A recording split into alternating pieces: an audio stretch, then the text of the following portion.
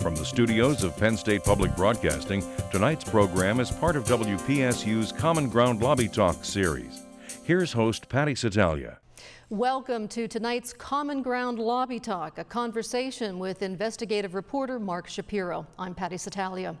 Toxic chemicals in everything from clothes, food packaging, cosmetics, toys, and electronics are finding their way into our bloodstream. And evidence is mounting that these chemicals are causing rising infertility, endocrine-related malformations, and neurological disorders. In response, the European Union has asserted new and tougher standards that our guest says are not only good for public health, but are also profitable. Meanwhile, the United States is becoming a dumping ground for potentially dangerous products refused by other nations. Why are Americans exposed while others are protected? How do lax environmental laws impact the U.S. economy? And what can we do to protect ourselves from a variety of hidden dangers? We'll talk about that and more, and we invite our studio audience to join the conversation.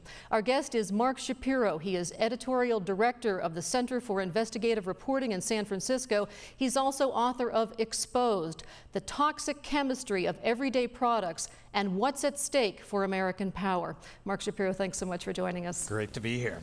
You have been an investigative journalist for more than 2 decades, and you have written extensively about the environment and about international affairs. What about this particular topic first sparked your interest? Well, what sparked my interest was, one, the extraordinary sort of way in which we are routinely exposed to chemicals around which there are a great deal of suspicions in terms of their effects on our health. And I was kind of amazed to begin learning about those chemicals. And then what actually really prompted me to actually go and write a book was the idea that in this world that we inhabit, there is another place that is comparable to us here in the United States that has actually been systematically removing these chemicals from circulation. And you know, we're talking about chemicals that cause cancer, that cause birth defects, that cause reproductive problems, that cause mutation in human genes. And so what got me going, because I've been following environmental issues for so long and watched these battles happen for so long, is I suddenly realized that for the first time in history, these chemicals are actually being removed, but not from America. And so I probed very deeply into what was happening actually in the European Union, which is now the world's largest economy, 27 countries, almost 500 million people. And if you look at this economy, which is now comparable to that of the United States in sophistication and affluence and everything, I realized they're removing these chemicals from circulation and they're not having these catastrophic consequences. So my question was, why not here in America?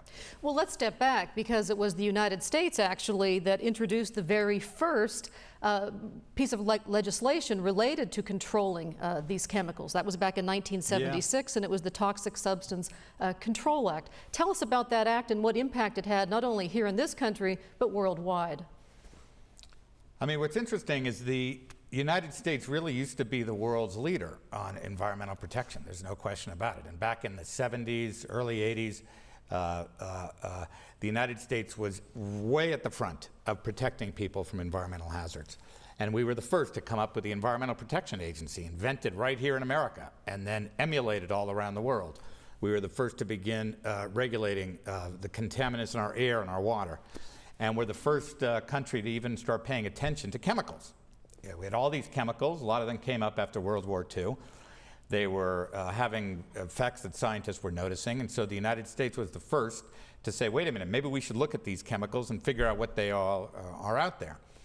So in the 70s, in the mid-70s, the United States passed a law called the Toxic Substances Control Act, like you said, and that law was the world's first to say, all right, we want data on these chemicals, we want to understand what they potentially do to our body, and how we might potentially control their effects on our health. And that all sounds great.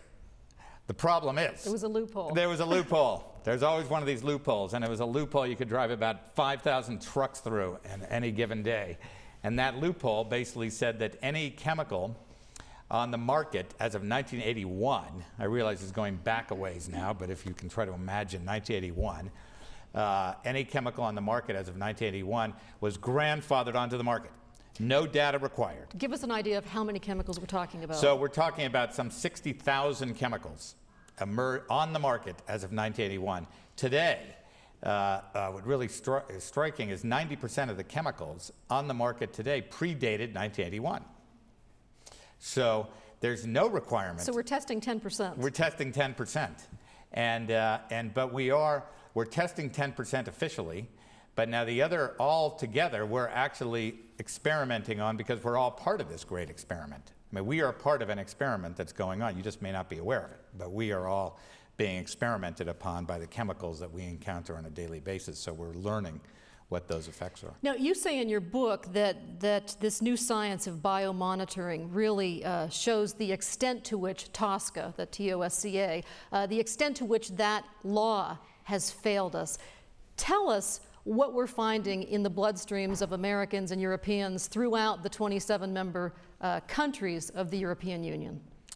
Well, the main thing that we are finding both in America and Europe and in other developed countries is that these chemicals, when you encounter them on a daily basis, it's not like they go disappear. What do you think they do? Go evaporate into the air. They actually, when you breathe them in, when you rub them on your body, when you're exposed to them in some form or other, in the dust or in just the rubbing products, the substances enter into the bloodstream. So the CDC, the Center for Disease Control, is finding out that the average American has 148 chemicals in their blood. That means you and I and everybody else out here and everybody out there and everybody beyond out there has... No, wait a minute. You just said the Centers for Disease Control says we have 145 of these chemicals in our body, but it's not the United States government that's starting to do something about this. It's the EU. Exactly.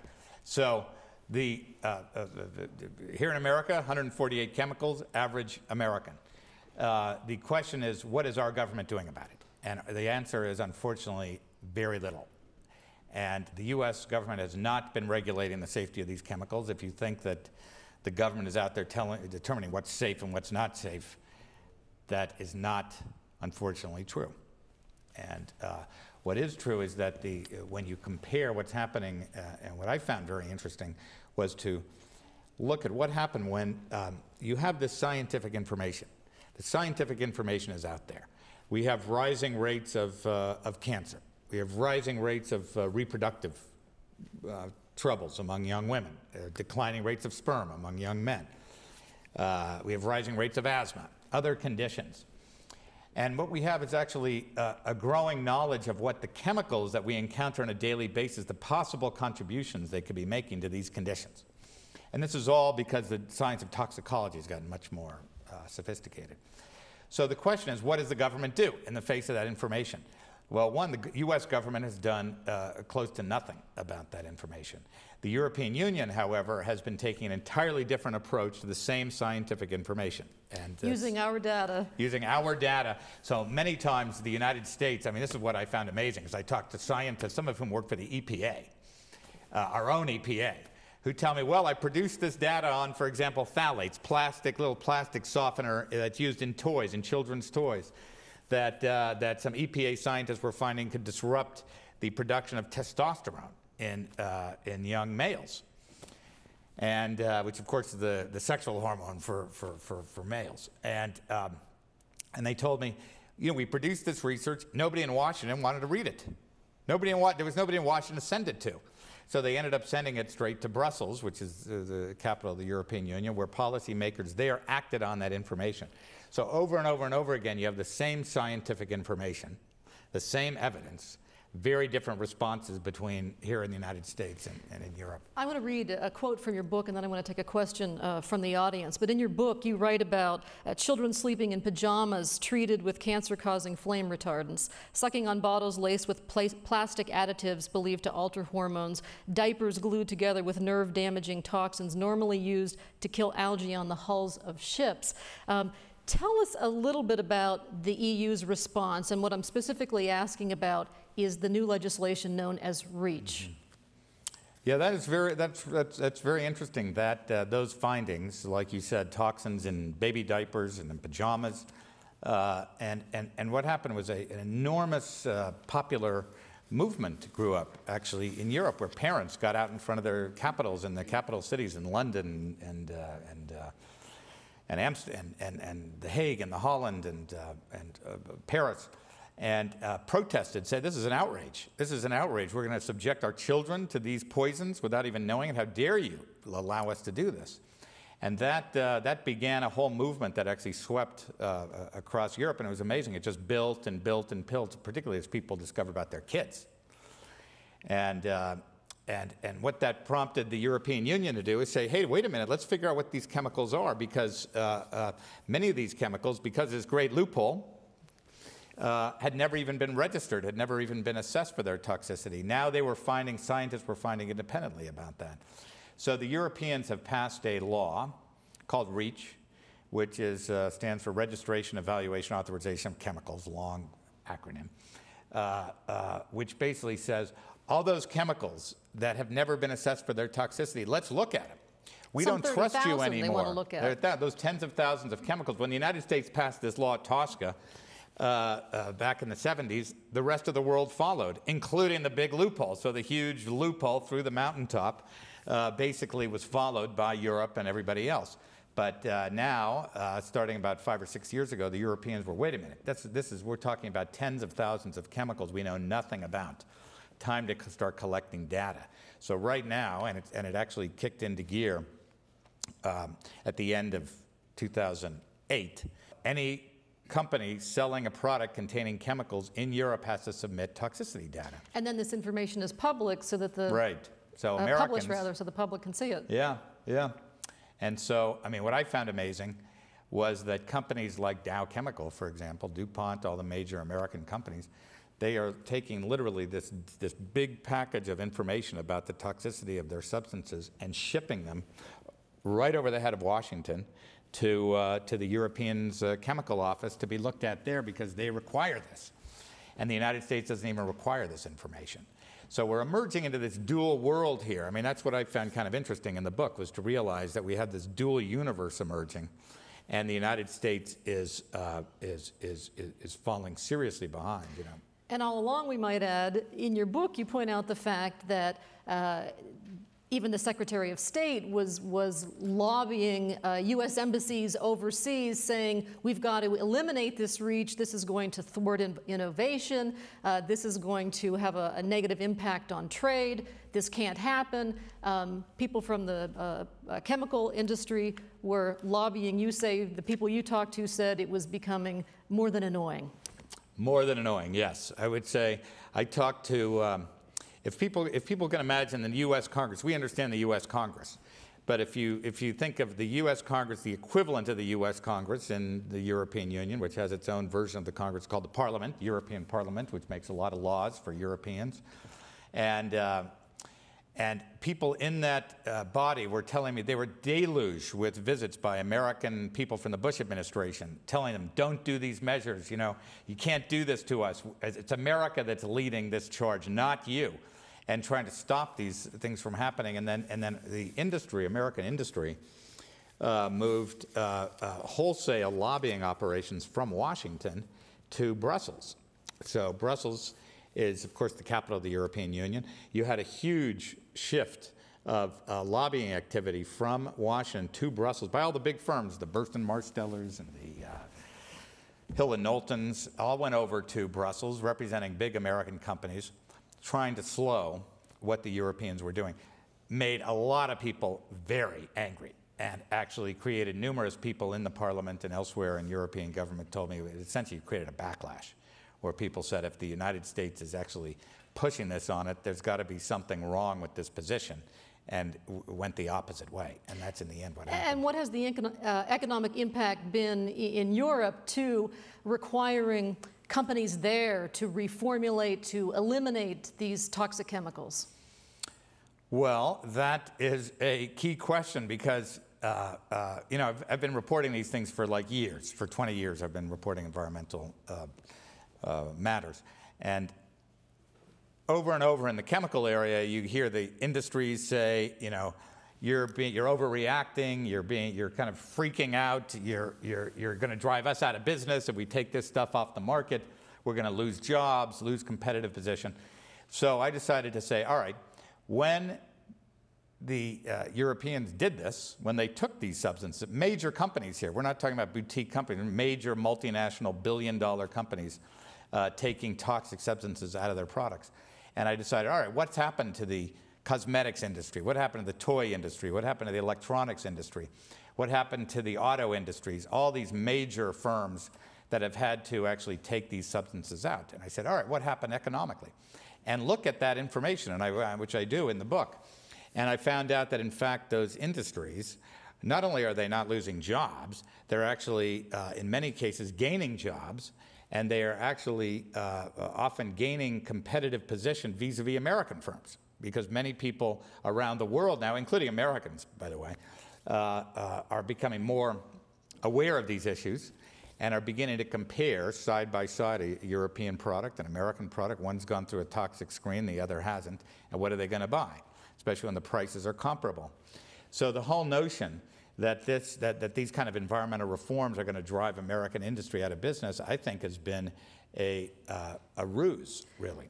Probably the most disturbing thing is that some American companies are reformulating for sale in Europe, but selling us the old stuff here in the U.S. Yes, that is absolutely the most disturbing thing that I found, that somehow the United States of America is now becoming a dumping ground for products that are banned elsewhere in the world.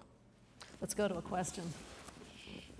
Mark, when you mentioned the toxicity levels that were reported, my concern is that you might have one product where the toxicity level, according to the research, is okay. For example, maybe dishwashing liquid.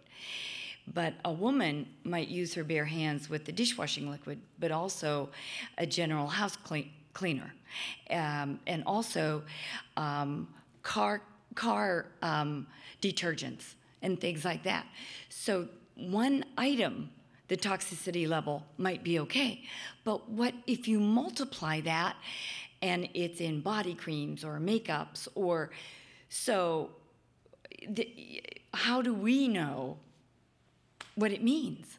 The cumulative effect here. The cumulative effect. Yes. Yeah, no, that is a very good question. I mean, that's a key question, and because what we're talking about, I mean, it's it on the head, is not exactly like a daily exposure to one thing or another has enough toxic substance to make you ill or have any effect. I mean, we're talking about very small quantities, but very small quantities that build up over time, over years and years and years. And those quantities often mix with other chemicals that have additional qualities. And so you're kind of walking around, think of 148 chemicals in your body like right now. Those are the ones we tested for. Those are the ones we tested for. I mean, there might be other ones we haven't even tested for. So think about how those interact with one another.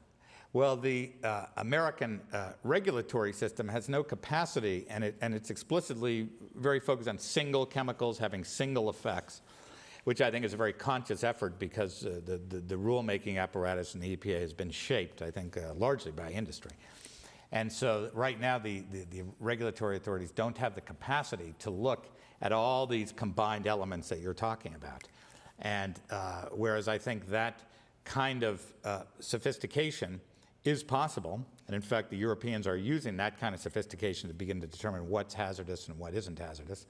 But it takes a real willingness to try to understand the science, deal with the complexities of the science, and comprehend that chemicals don't work in single ways. It's not a perfect cause and effect. You have this and you have that comes out of it. No, you have a chemical and you have multiple other chemicals, and it's got certain qualities that can influence certain parts of the body in certain ways, and they can accumulate over time.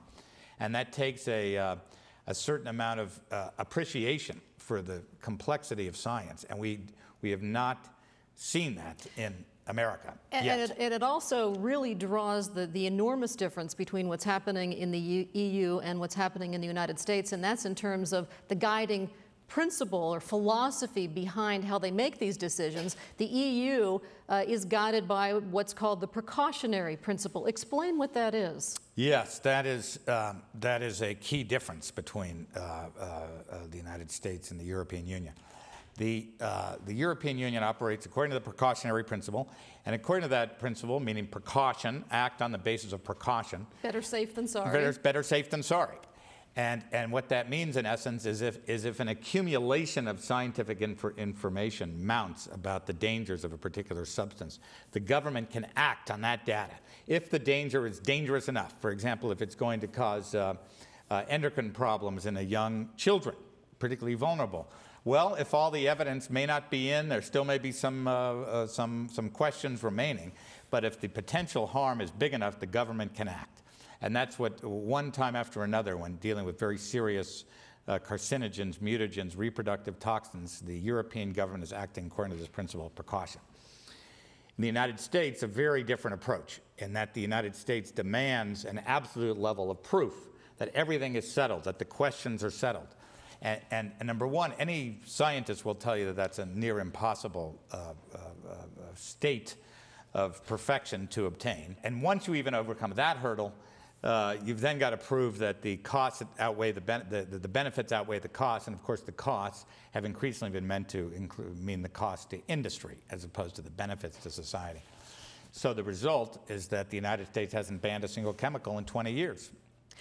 And they didn't ban one that they talked about just a month ago, and I'm going to read a quote from a newspaper article, and this is about bisphenol A, which was banned in the EU. At this moment, with all information in front of us, we do not believe we have the data on which we could base a regulatory ban, and that's according to the FDA's Office of Food Additive Safety. So we haven't banned a chemical in 20 years, so what is the level, the breaking point? Well, it's what evidence the government chooses to look at. So the evidence is there around BPA, for example. I mean, there's a mountain of data, and you have close to about more than 100, about 110 studies that have been done on BPA, and about 80% of those studies have shown potential problems, neurological, endocrine problems with BPA, which is this plastic stuff in bottles. About another 20 of those have shown no problems.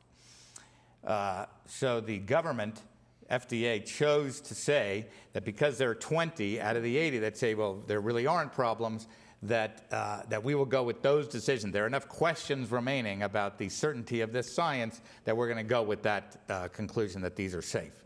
I mean, it turns out that a high number of those 20 were funded by the industry, so the plastics industry itself. So the question is, what does the government choose to act upon? That is where the criteria, that's where the key matter is. You have a mountain of evidence this high on chemical after chemical after chemical. You have a mountain of evidence this high. The government can choose to wait till it gets that high and gets a little higher, or it can act when it gets this high because the potential dangers are so great that the harm, the potential harm from taking it out of circulation is far less than the benefit of removing it from circulation. And that's the essential difference. Well, I guess what I'm having trouble reconciling is I can't imagine that government workers in Europe are better people necessarily than in the United States. So I think there must be some other motivation. The Europeans are doing this not just to be good, but bottom line, this must be working out okay. And I'm wondering if it has anything to do with universal health care. Well, there you go. Yeah, I can assure you it has nothing to do with whether Europeans are better than Americans. In Europe, you basically have universal health care, which essentially means that the government pays for health care.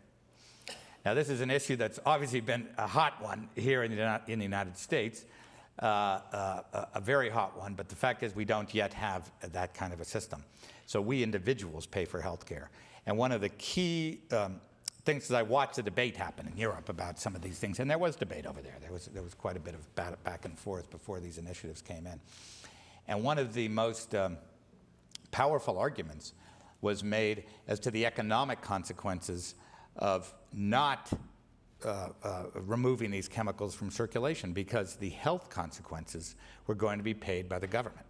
So the governments of the European Union now estimate that they are saving in health costs close to around $75 billion over the next 15 years from the health costs of people going to the hospital because of health care related to chemical exposure.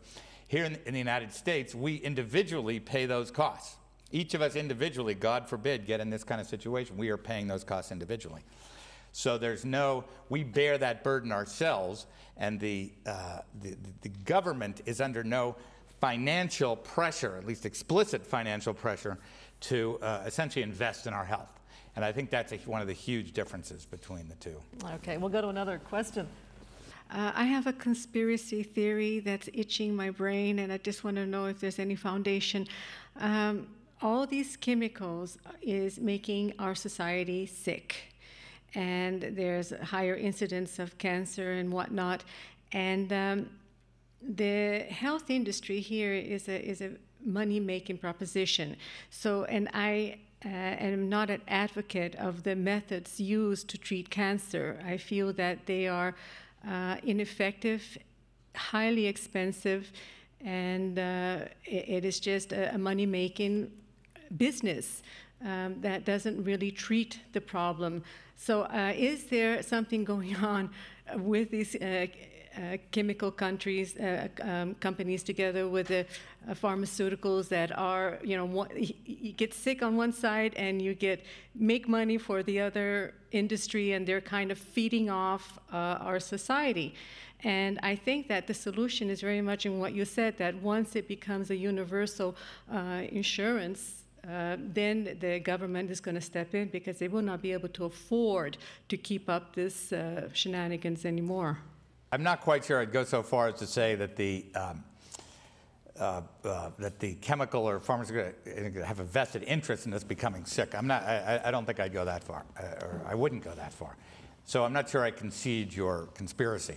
If you look at the way we handle things like cancer and we handle these kind of chronic diseases, there's an enormous effort on treatment, as there should be if it works. I mean, if, God forbid, you want good treatment. But I think there's really been a de-emphasizing of prevention, and I think prevention is key. And what does prevention mean? But prevention is a very loaded term. It's not just means eat your vegetables and take a run every week, which hopefully you do now and again.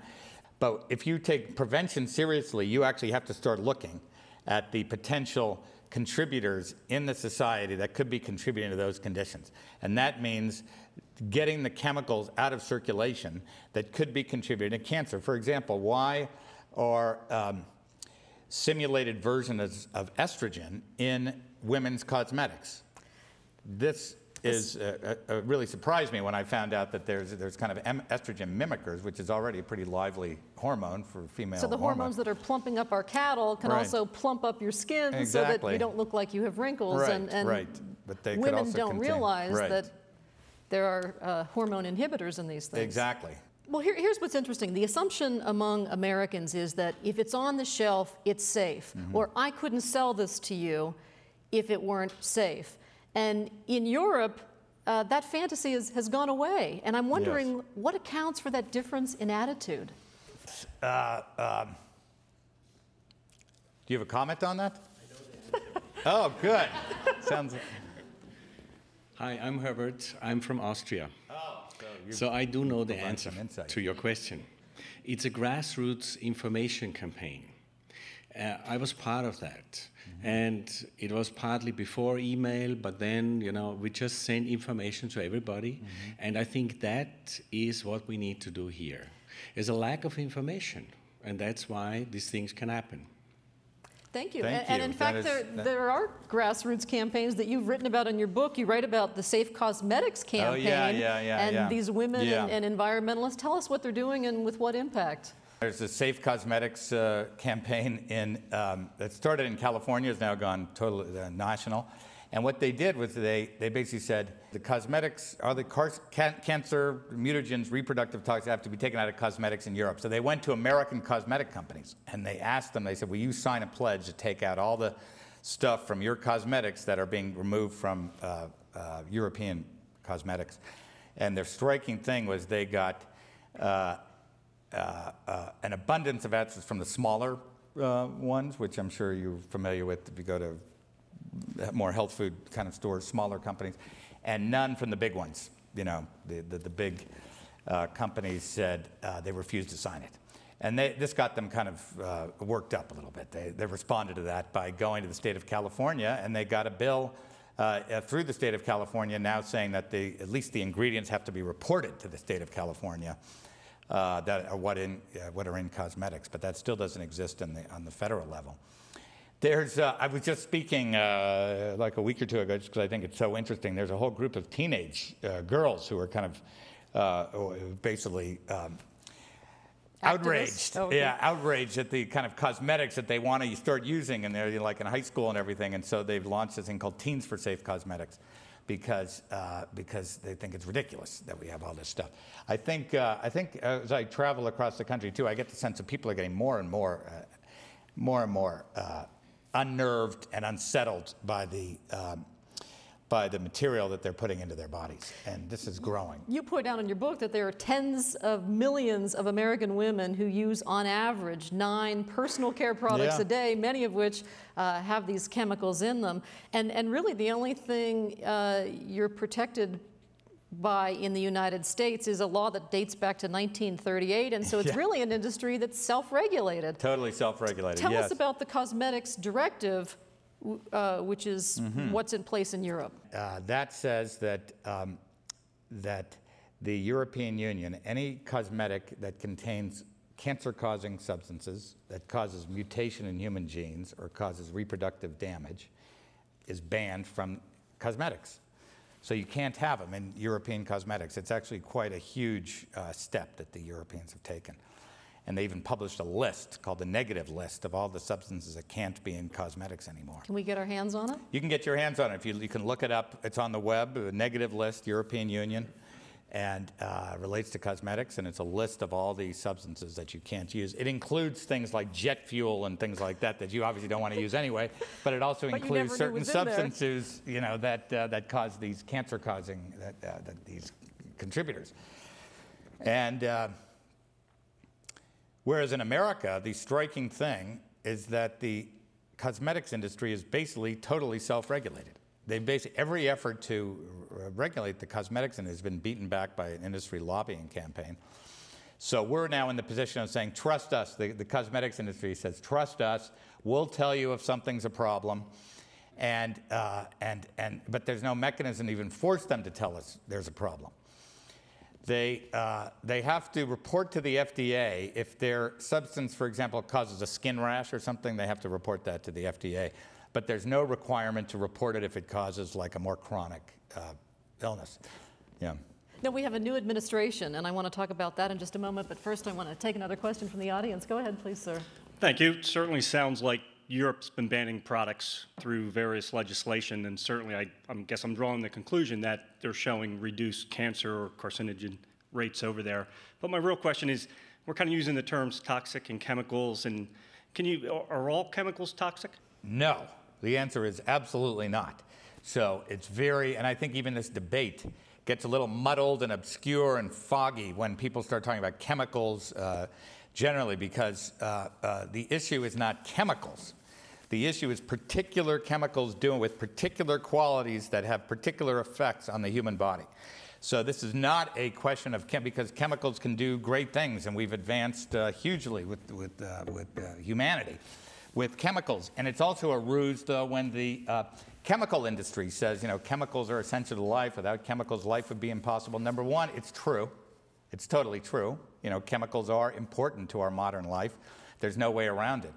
But to use that as an argument to not pay attention to the particular qualities of particular chemicals is a way, I think, to divert attention from actually the real causes of concern about some chemicals.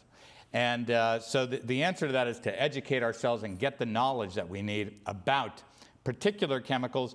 And my thinking is actually that the chemical industry, they don't agree with me on this yet, but the chemical industry would benefit from a more educated populace because they wouldn't be shunted aside as some evildoers in society, that they actually produce chemicals, many of which do good things for society, but some of which don't.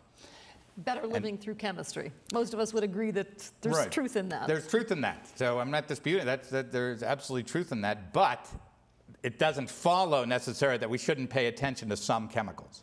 All right. Another question? My question is, how are you gonna portray to the American people, like, with all these chemicals and toxins, they sometimes put it like blind to it because they're just looking how much it is, like the cost. I think money is a big issue here because they're like, oh, it's cheaper, I'm gonna buy that one, other than the one that's more expensive, even though it might be safer. Like, how are you gonna like tell There are people? social justice implications to all of this. Yeah, that's a very key question. Yeah. You can buy one Right. product in a fine cosmetic store Yes. and perhaps a dangerous one in the dollar store. Yes, that's exactly. I think that hits at this kind of question of equity, really, of equity. I mean, if you have the resources now to go buy a product that's imported from Europe or is a natural product or something at Whole Foods or wherever it might be, then you have the information and you've got the resources to do that. But without a law that says that all people are, whether they know it or not, most people don't know what toxins they're taking into their body. Whether they know it or not, are not going to be subjected to chemical exposure, creates an equity, distributes the equity, the benefits of this over time, and also has an economic consequence, because what happens when the market, when everybody has to do the same thing, the demand for the underlying ingredients that are less toxic than the ones that we have now brings the price down. And that's essentially what happens, is you see a small, in Europe that's certainly what they see a small spike in the price, and then the price settles down. 42% of nail salon workers are people of color. So I'm wondering if in all of this you've seen racial implications. Oh, yeah. Huge. I mean, nail salon workers who are obviously lower economic, people on the lower end of the economic spectrum have enormously high rates, I hate to put it this way, but they have very high rates of bladder cancer because of the dyes, the chemicals in hair dyes. And these are studies. These are not coming out of thin air. This is like USC, Harvard, major institutions are showing huge spikes in bladder cancer among nail workers. So you have enormous kind of inequities in society where people who are have less resources get exposed probably at a higher rate than we do, than people with more resources or with more knowledge. And I don't think this should be an issue of knowledge. It shouldn't actually matter that you know or not whether these toxins are there. My point is that the government has a responsibility to take those questions seriously, and they can make these kind of determinations based according to a spectrum of evidence. Another question? Do you think part of the problem is why companies don't want to remove chemicals is they're in there because they make their products more effective? If they had taken them out, it might cause higher costs for shipping and stuff like that. It might require more uses because it won't be as effective as a product. So they're more hesitant to remove it because their products won't be as effective to the public. That is often an argument, or can be an argument that's used, but when you actually look at the actual experience, it's rarely, if ever, held up. Because if you go to Europe now, I can assure you that there are plenty of very fine cosmetics, and children have plenty of toys to play with, and people have electronic devices just like we do, cars just like we do. The notion that these kind of initiatives will send us back to some earlier primitive 19th century age of sort of wooden toys and Geppetto in a little workshop is totally ridiculous, because basically when you force a company through laws, that's why laws are important, to actually take certain materials out, what happens? Well, they go figure out what else to put in there. And none of these companies go out of business. They figure out what the next thing is to put in. That's what innovation is. And so I think we have to get over this idea that it's going to drive us out of business or it's going to drive and we have into figured a few things out in this country. They've taken lead out of paint. Yeah, Paint yeah, still works. yeah. Freon out of air conditioners. Yeah, We're still yeah. cooled by air conditioners. Yeah, they took CFCs out of the whole economy. Sodium dioxide, the whole thing that was part of the creation of acid rain. They took that out of the manufacturing processes. I mean, there are a number of things that when the government says this is too dangerous, you can't do it anymore, industry goes. They don't go hightailing and go, okay, we're going out of business, goodbye. They actually go figure out, and that is the great power of the ingenuity and the innovation here in America. I mean, there are great thinking going on. I want to get to the new administration. Under the Obama administration, we have a new regulatory czar in Cass Sunstein. He's a Harvard law professor, and he is a critic of applying the precautionary principle, which is used throughout Europe. He says that it's counterintuitive. He says that it was the precautionary principle that got us into Iraq. He says it's the precautionary principle that allows people in tropical climates to die from malaria when DDT could have solved that problem. So how do you respond to that, and what do you think this portends for this new administration? Yeah, I think it is pretty interesting that Cass Sunstein was put in this position, and Cass Sunstein is a person whose writings and thinkings is something I've admired actually on a number of ranges, because he's also involved in very important things, freedom of the press and right to privacy. He's a very eloquent legal mind. He is clearly the most articulate critic of the precautionary principle who I've been able to find, and he's clearly not connected to industry. I don't believe he has some industry connection, which a lot of critics of the precautionary principle have, which Cass Sunstein does not have. And I think he comes at it from a very rigorous legal analysis. However, I think he's got some flawed thinking, and basically here's, for example, I think some comparison he makes.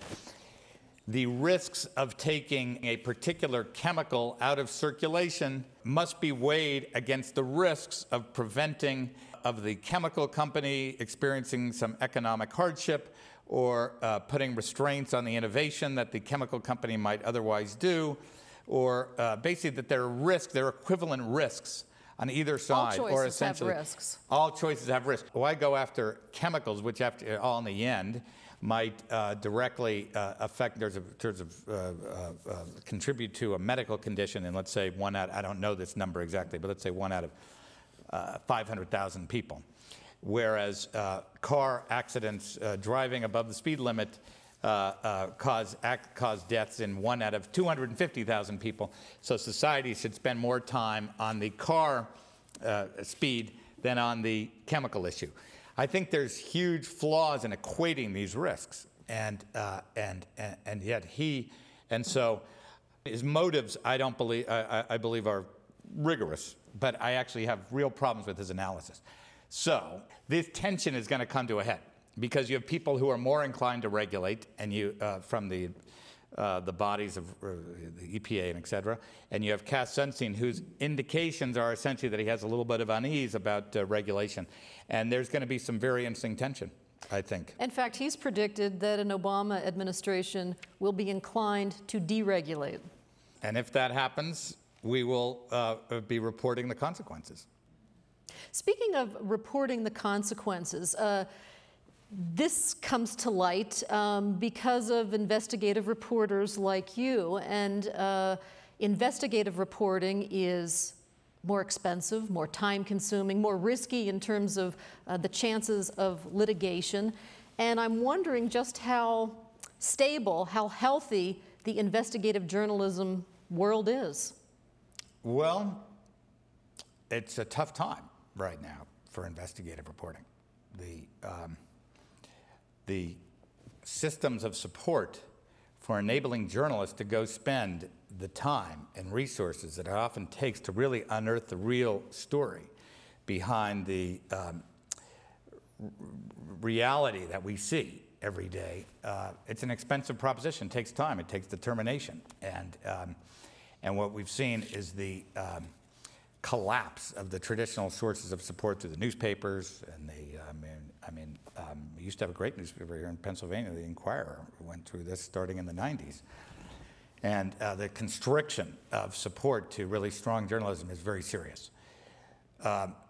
I don't think investigative reporting, though, is going to disappear because, one, because I still know people doing it, and I'm trying to do it myself, but because as long as people really are curious and demand the information that's out there about the conditions in our society, you're going to have investigative reporters. The question now is how can they be sustained over time? I mean, the instincts, the skills are there. Increasingly, we have, where I work, Center for Investigative Reporting, we are a nonprofit journalism organization. We started some 30 years ago. And the idea being that the traditional market forces don't support this kind of investigative reporting. So we get funding from foundations and individuals who believe that investigative reporting is important to an informed democracy. And without that real information, we really don't have a functioning democracy. So we have a staff of about 10 people that do reporting in a whole array of area. I do environment. We have other people doing civil liberties, the war on terror, et cetera, et cetera. And we work with outlets. So we produce books. We do television documentaries with Frontline and other outlets. We do magazine work and newspaper work and radio, NPR. And that, I think, is going to be a new model for investigative reporters. I think there are a number of other organizations like that that are emerging in different parts of the country that are beginning to take those ideas and trying to find a sustained form of support that's outside the traditional means of support. And I think that's where we're going now. And I think actually it could end up being a very positive thing because people who are really skilled at doing this and can spend the time doing it can be in an environment of other investigative reporters. I work with other investigative reporters. We get ideas from one another. And not everything pans out, and I'm wondering how patient those who are paying for this are and how important a center is, because as you said, you publish books, your articles end up in The Nation, New York Times, Harper's. LA Times, Harper's Magazine. I think these kind of nonprofit centers are going to be an increasingly large part of the investigative journalism world. And we'll see. We've already got a number out there that are kind of following the center's model. Okay, we go to another question from the audience. Go ahead, please. Hi. You said that investigative journalism right now is going through a tough time, and obviously because of all the economic impacts and the time that it takes, so a lot of big news outlets don't like to spend the time. And obviously organizations like you're a part of help, but what do you think it would take to bring back investigative journalism to what it was before so the public could really see what was going on behind the sort of like facade of reality? First of all, I think we have to get away a little bit from the notion that there was ever kind of a halcyon day of investigative reporting. There was no some golden era, where investigative reporters were abundantly paid and, celebrated by society and, given like parking permits to go places. It's always been a struggle. And it's always been when you report on on powerful institutions, private, public, as well as individuals, it's not like you're necessarily making a lot of friends out there among people with money, among people with resources. They're not spreading your name around. They're not spreading your name around. Mark They're happy to see you, exactly. And you don't get like whole television channels devoted to every movement of your existence. They don't rate your fashion sense or anything like that. So investigative reporters have never been exactly popular, in that. And there's always been this tension between those who want to do investigative reporters and those with the strings on the outlet. So that said, I think it's clear that we are going through an era where there are greater constrictions than there have been in the past. I think that there's no question about that. How to bring that back is a multiple level challenge. One, I think the public needs to understand how important this is. And when you think about how important it is, think about it's hard to actually identify what is the effect of investigative reporting. I get this all the time. It's like, well, what effect has your stories had? And the fact is that it's rare that you can actually say, well, my story changed this law or had this effect. I mean, it's actually rare. With this book, it actually has influenced, I think, a few state laws. I've done a few little briefings at various states. But I think for the most part, in most stories I do and other people, it's very hard to identify a particular effect. But think about where you would be today if those stories hadn't come out, is all you can consider. Think about what would happen if you didn't know, for example, about the, let's say, the run-up to the Iraq War, some very good investigative reporting, which didn't, unfortunately, change the course of history, but it did change our understanding of the war to realize about the lack of weapons of mass destruction in Iraq. We know that now because of investigative reporters who did that work. And imagine a world where we didn't know that. So I think this and multiplied by hundreds and hundreds of other stories gives you a sense of what the world would be like without investigative journalism. It was stories like yours that caused the city council in San Francisco to attempt to ban phthalates. Right. What happened there? Yes, the city council of San Francisco got ahead of the curve, and phthalates are this kind of plastic softener that, like on the cover of the book, a little plastic duck. As a plastic that makes toys very soft and malleable, also is on your shower curtains, dashboard of your car, things that are actually malleable plastic often use phthalates. Well, a lot of studies have been done showing that phthalates actually can contribute to decreased testosterone production in male infants, particularly dependent on their mother's exposure during gestation and all that. So this is kind of an unpleasant concept to think about. And, but a mountain of evidence is rising suggesting that's the case. So the Europeans banned phthalates 10 years ago. The San Francisco City Council decided, well, we don't exactly want our kids sucking on toys that contain a testosterone disrupting substance, and decided to ban the sale of toys with phthalates in the city of San Francisco. So what was the reaction of the toy industry in the city of San Francisco? They come up and say, well, thank God you pointed out a potential hazard from our product, and we're with you in protecting San Francisco children. In fact, the exact opposite happened, where the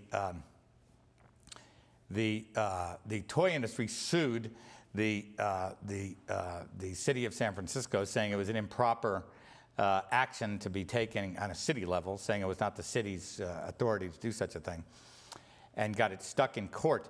The great irony was that in their legal argument, they basically, which was the Toy Manufacturers of America plus a retail association of toy retailers did this lawsuit. And in their argument, they argued that it was the state's responsibility, not the city's responsibility.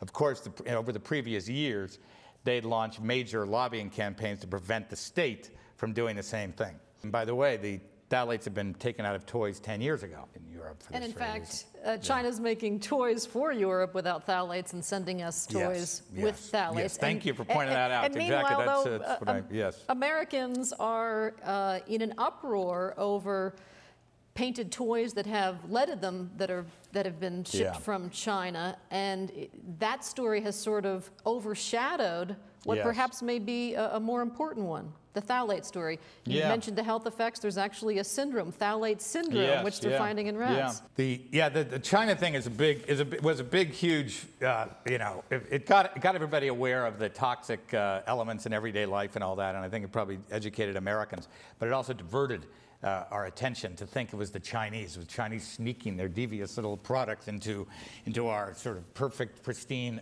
living rooms and homes, and it was the devious Chinese trying to sort of poison Americans, which was really preposterous. The fact is that the regulatory ability of the United States to regulate and oversee the types of products coming into our country has been systematically decimated. and every effort to expand the parameters of the government's ability to monitor toxins has been held back. And so I think it's actually interesting both to look at the Chinese, to look at the actual legal toxins. Legal toxins, that's the issue. The issue is legal toxins and why they're still legal. You say in your book that not only is the United States no longer writing environmental laws, but that if we don't comply with EU's standards, everything from U.S. foods to cosmetics will be blocked at the borders. And so I'm wondering, what is it that the U.S. can do to become relevant, to have a say, to, again, have a leadership role in environmental policy? Well, we have had an election. Elections do make a difference in our country, and we still have a very vibrant democracy. And this election, I think, has actually brought a whole new people into government. So the United States is now faced with a situation that would have been unimaginable 10 years ago. The idea that the United States was the dumping ground for products that are banned elsewhere. So I think that Obama faces a real opportunity to really make America a global leader again when it comes to environmental leadership, and because it also not only is it environmental leadership, but it's also good economics, and I think it's clear it's good economics. The amount of new jobs that have been created. I mean, one of the reasons I wrote the book is to show, here's a model. This is what an economy, even the biggest world economy, is doing. We can learn. There may be things we can learn from that because new jobs have come out of it, new market share, new products, a whole array of things. Just the opposite of what they said would happen. Just the opposite of what had been predicted. So there's an enormous amount that I think both can be learned. And then let's not forget the United States did pioneer some of these measures years ago before they were kind of rolled back. We have enormous amount of capacity, both at the EPA and other scientific institutions around this country. And I think we can regain a leadership role both on chemicals, but also on climate change and all the other areas. And I think it needs pressure. And like this gentleman said, I think it actually there needs to be pressure from below, because I guarantee you there's going to be pressure from above. Okay. And yeah. We're going to take one more question and then wrap things up. Go ahead, please. For the average American whose eyes may just have been opened to this problem by your book and by this discussion tonight, what would be your best advice on how to become informed and how to be safe? What Americans can do is actually break out of the presumption that somebody else is taking care of this problem. And if you do that, then you will seek out the information, and you can find it. It's out there. And you can also begin to demand that the leaders of this country provide that information, provide those levels of safety to you. And on that note, we are out of time. I'd like to thank our studio audience and our guest, Mark Schapiro. He is editorial director of the Center for Investigative Reporting in San Francisco and the author of Exposed: The Toxic Chemistry of Everyday Products and What's at Stake for American Power. For all of us here at Penn State Public Broadcasting, I'm Patty Satalia. Thanks for watching, and good night.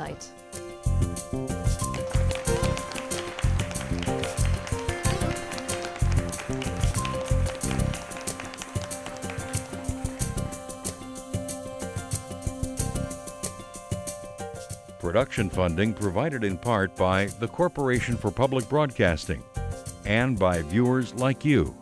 Thank you. This has been a production of WPSU.